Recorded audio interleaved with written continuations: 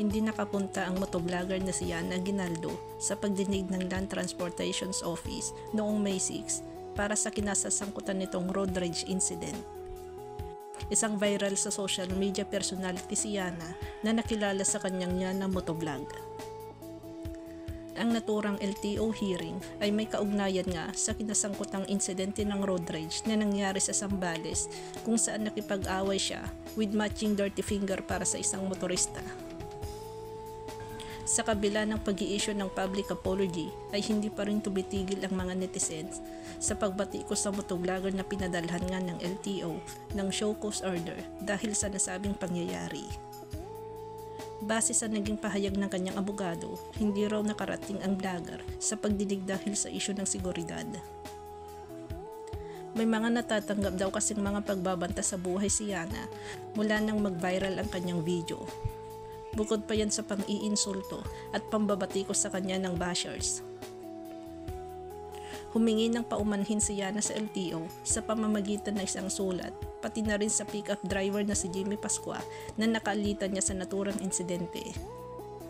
Handa rin daw niyang harapin ang anumang parusang ipapataw sa kanya ng LTO. Kasunod nito, inatasan ng LTO si Yana na isuko ang kanyang driver's license at iharap ang kanyang motorsiklo sa susunod na hearing. Sa kabila ng paghingi ng paumanhin si Yana, desidido pa rin si Pascua na sampahan siya ng kaukulang kaso dahil sa umano'y ginawa nitong pambabastos sa kanya. Narito naman ang komento ng ilang netizen. Dapat dyan matulfo para matuto. Yung mayayabang na ganyan, dapat talaga bigyan ng leksyon. Nang hiram ka lang pala ng sasakyan, tapos pinagyabang mo na, tindi mo. May makukuha ba siya na ganun?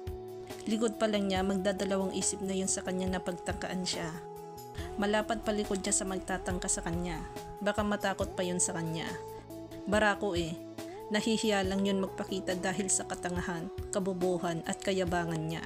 Reason. Bakit ngayon tiklop ka ba? Ikaw ang nag-treat sa pick-up driver.